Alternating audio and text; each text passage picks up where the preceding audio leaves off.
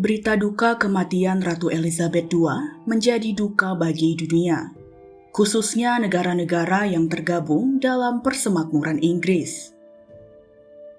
Sang Ratu telah memimpin Persemakmuran selama 70 tahun masa kekuasaannya. Setelah tutup usia, kini kepemimpinan berganti tahta ke Raja Charles III. Meski begitu, nasib Persemakmuran Inggris masih dipertanyakan. Bahkan, ada juga negara yang ingin keluar dari asosiasi sukarela ini. Lantas, bagaimana sejarah terbentuknya Persemakmuran Inggris?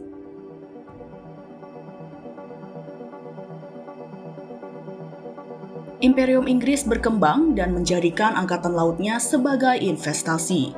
Mereka percaya masa depan dan kekayaan mereka dapat ditemukan jika mereka menjelajahi lautan. Pertumbuhan lintas benua dan perdagangan menjadi tujuan untuk mendapatkan kekayaan yang lebih. Kerajaan Inggris akhirnya membentuk koloni pertamanya di Amerika Utara dan Hindia Barat pada tahun 1600-an. Di abad yang sama, British East India Company didirikan sebagai sarana perdagangan dengan Asia Timur, Asia Tenggara, dan India. Tahun 1651, Undang-Undang Navigasi mendorong perekonomian tertutup antara koloni dengan kerajaan Inggris.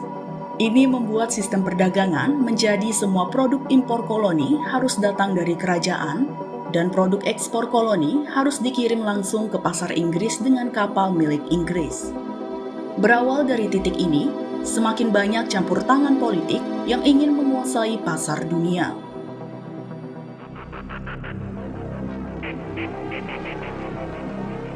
Kerajaan Inggris terus memperluas kekuasaan wilayah jangkauannya ke seluruh dunia.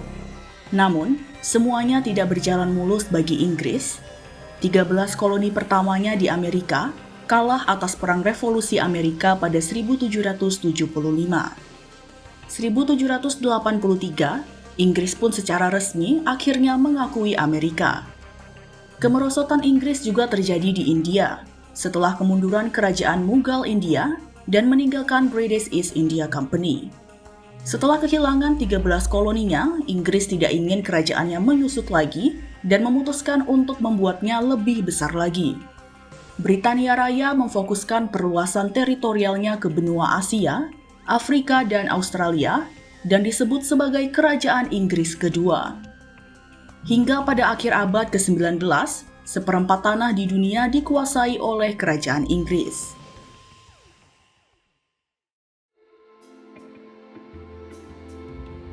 Seiring berjalannya waktu, negara-negara di bawah kerajaan Inggris memperoleh kebebasan yang berbeda dari Inggris. Negara-negara semi-independen itu disebut Dominion. Pemimpin-pemimpin Dominion menghadiri konferensi dengan Inggris dari tahun 1887. Para pemimpin dari Australia, Kanada, India, negara bebas Irlandia, Newfoundland, Selandia Baru, dan Afrika Selatan menghadiri konferensi Kekaisaran 1926. Pada konferensi tahun itu, Inggris dan Dominion sepakat mereka semua adalah anggota komunitas yang setara di dalam kerajaan Inggris. Mereka semua dianggap berhutang kesetiaan kepada Raja atau Ratu Inggris, tetapi Inggris diminta tidak memerintah mereka. Komunitas ini pun kemudian disebut British Commonwealth of Nations atau Persemakmuran Inggris.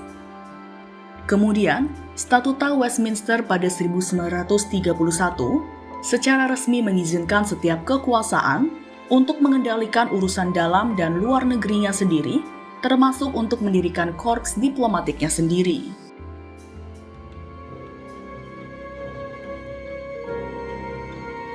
Pada pertengahan 1900-an, situasi Inggris berubah total. Hal ini semakin jelas pada akhir Perang Dunia Kedua pada tahun 1945. Faktanya, Inggris tidak mampu lagi mempertahankan kerajaannya. Semakin banyak pula orang yang mulai percaya Inggris tidak punya hak untuk memerintah negara bagian lain dengan paksa. Hal ini pun didukung oleh gerakan kemerdekaan yang tumbuh di banyak koloni yang berbeda. Negara-negara seperti Amerika Serikat dan Uni Soviet yang pernah menjadi sekutu Inggris selama Perang Dunia Kedua mendukung dekolonisasi. 1947, setelah bertahun-tahun kampanye, protes dan pertempuran, British India dipecah menjadi dua negara merdeka, yaitu India dan Pakistan. Ini kemudian mengilhami beberapa negara lain di Asia, Afrika, Karibia, dan lainnya untuk mendorong kebebasan mereka sendiri. Salah satu negara Afrika pertama yang merdeka dari Inggris setelah Perang Dunia Kedua adalah Ghana pada tahun 1957. Hong Kong adalah koloni signifikan Inggris yang dikembalikan ke Cina pada tahun 1997.